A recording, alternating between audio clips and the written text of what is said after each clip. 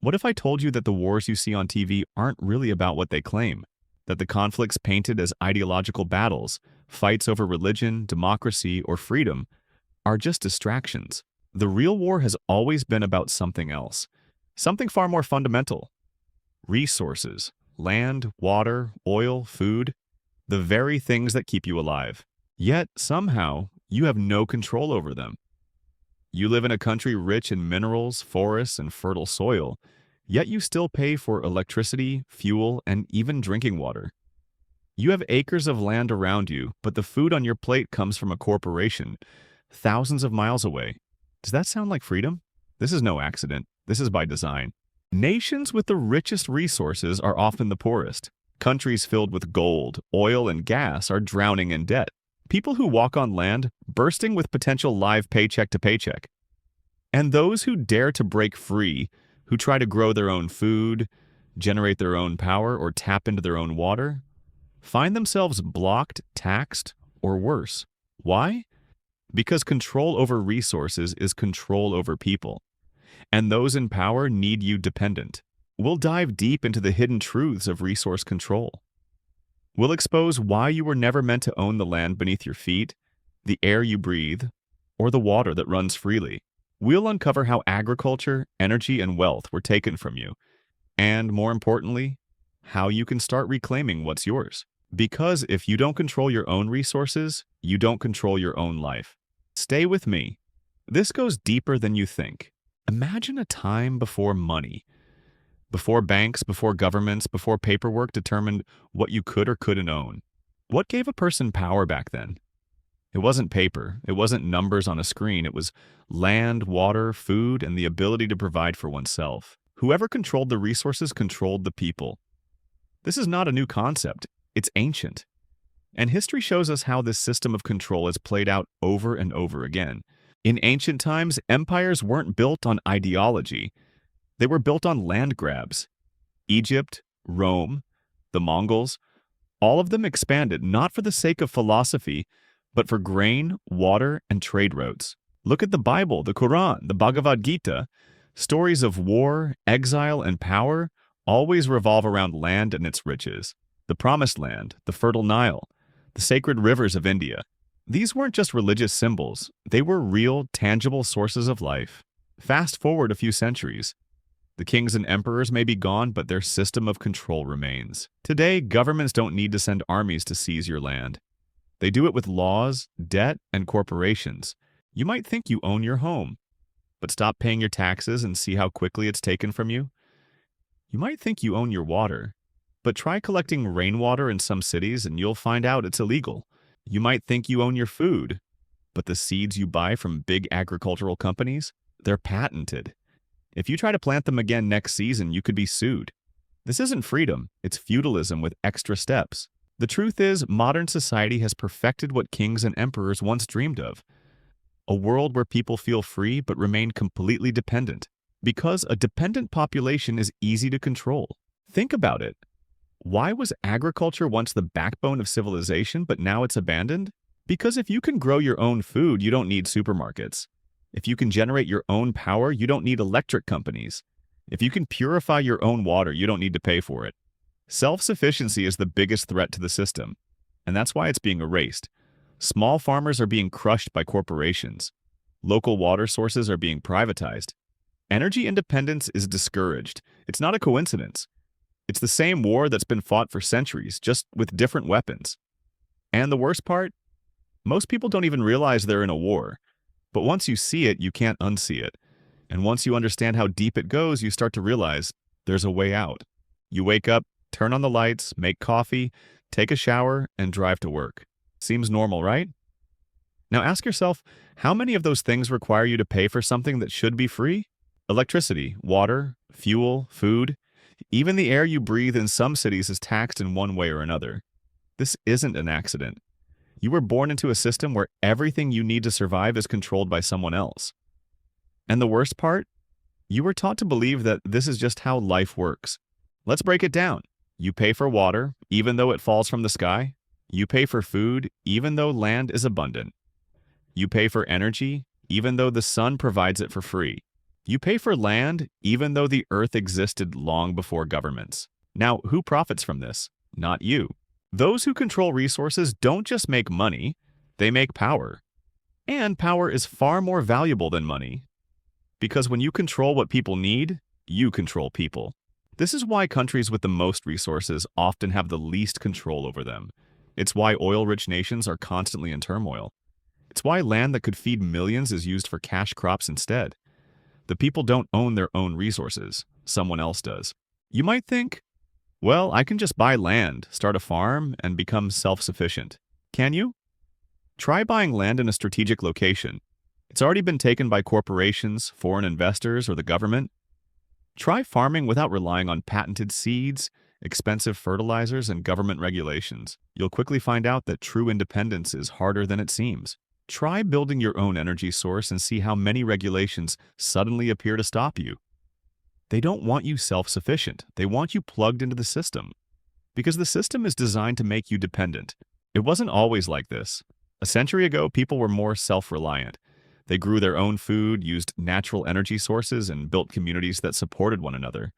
But then came industrialization, urbanization, globalization, and with it, the slow but deliberate erosion of independence. Governments and corporations worked together to centralize resources.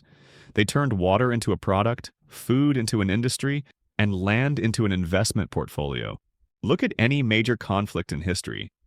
At its core, it's about resources. Wars in the Middle East, oil, land disputes in Africa, minerals, political instability in South America, agriculture, and water. Every major war, revolution, or economic crisis can be traced back to one simple thing: control over resources. And the scariest part? You've been conditioned to accept this as normal. Breaking free, or is it too late? If you want to escape this system, you have to start thinking differently. Real wealth isn't in money. It's in food, water, energy, and land. But the question is, do you even have access to it? Or are you just another cog in a machine designed to keep you dependent? By now you see the pattern. Resources are power, and power is never freely given. But how exactly do they keep you locked in? It's not just about controlling land, water, and energy. It's about controlling the perception of what you can and cannot do. Because the easiest way to stop people from claiming what's theirs is to make them believe it was never theirs to begin with. Think about this. Why are billions of people struggling with hunger when the planet produces enough food for everyone? Why are water shortages increasing when the Earth has more water than it will ever need? The answer? Artificial scarcity. Food isn't scarce, it's wasted. Millions of tons of edible food are thrown away each year to protect market prices. Water isn't scarce, it's mismanaged. Freshwater sources are hoarded by corporations while governments sell access to the highest bidder. Land isn't scarce, it's concentrated. A small percentage of elites own vast stretches of farmland, while ordinary people are crammed into cities, paying high rent for tiny spaces. Scarcity isn't real, it's a tool of control. The system is designed to make independence nearly impossible. Collect rainwater, illegal in many places. Grow your own food, heavily regulated or taxed. Generate your own power, blocked by laws favoring utility companies. Why? Because when you're self-sufficient, you're uncontrollable. Think about it. If your house ran on solar power, your water came from a well, and your food came from your own land, what would you need from the system? Not much. And that's a problem for those who profit from your dependence. You don't need chains when you have debt.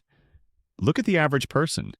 They take out loans to buy homes they don't truly own. They work decades to pay for things that should be basic human rights. This isn't by accident. The system forces you into debt so you have no choice but to keep working to pay it off. And what happens when people are drowning in debt?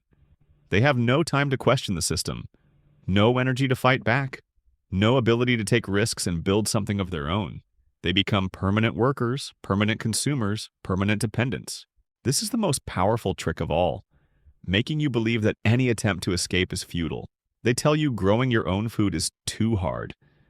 They tell you generating your own power is too expensive. They tell you living off-grid is impossible. And so most people never even try. Not because they physically can't, but because they've been mentally trained to believe they can't. What can you do? Here's the harsh truth. Escaping the system isn't easy, but it's possible. Start small. Question everything. Learn skills that make you less dependent. Grow food, conserve energy, find ways to minimize what you owe to the system.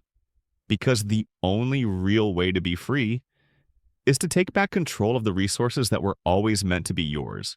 Now you see the game. The system thrives on your dependence. If you need them for food, water, energy, and shelter, they own you. So how do you break free? It won't happen overnight, but small steps lead to real independence. The key is to start now before it's too late. Food is power. If you control your food, you control your future. Start growing something, anything, even if it's just herbs in your kitchen or a small garden in your yard. The goal is to build the habit of producing, not just consuming. Learn how to store food properly. Stock up on rice, beans, dried goods, and canned food. The less you rely on grocery stores, the better. Buy from local farmers. Cut out corporations when possible. Support those who grow real food, not mass-produced garbage. The system wants you buying food, not growing it. Prove them wrong. Without water, you have nothing. But they've made sure you have to pay for it. Collect rainwater. Even if laws restrict it, find legal loopholes. Water barrels, filters, and purification systems can make you less dependent. Invest in water filtration. If the grid goes down or prices skyrocket, clean water will be worth more than gold. Understand your local water rights. Many places have underground water sources you can access, but only if you know how. They want you begging for water. Take control of your own supply. Control of your own. Electricity isn't free, even though sunlight and wind are. Use less. The less power you need, the less they control you. Switch to energy-efficient appliances and rethink your daily usage. Look into solar or wind energy. Even a small setup can make a big difference. Have backup options. If power goes out, have alternatives. Candles, generators, solar chargers.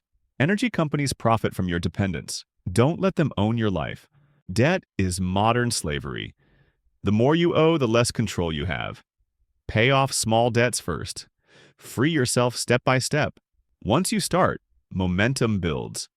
Avoid unnecessary loans. The system wants you financing everything: cars, phones, furniture.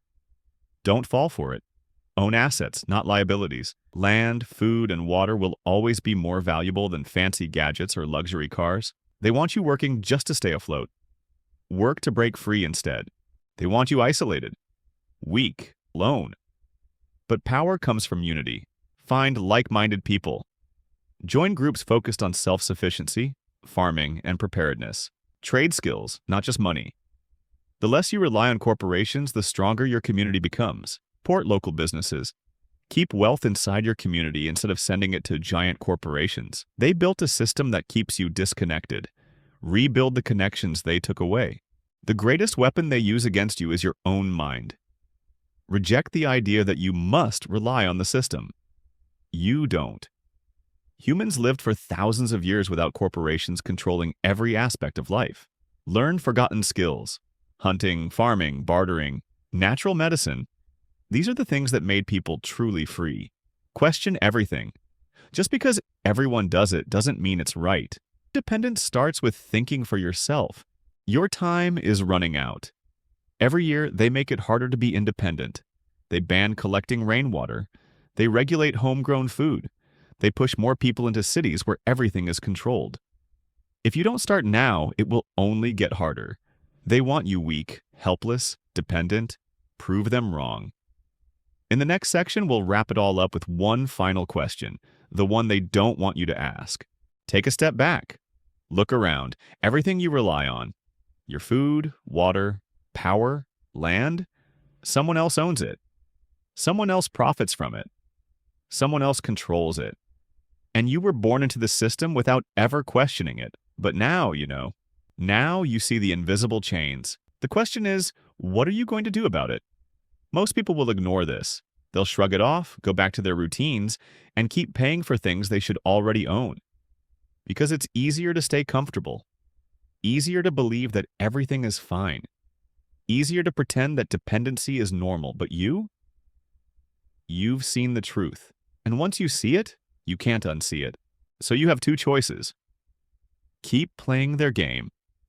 Keep renting your life piece by piece, working just to survive, staying plugged into a system that feeds on your dependence. Start taking control.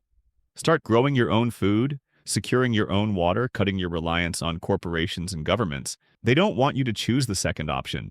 Because the moment you do, you stop being just another customer, another worker, another statistic. You start becoming something dangerous. You start becoming free. So what's it going to be? The choice is yours. But remember, they're betting that you'll do nothing. Prove them wrong.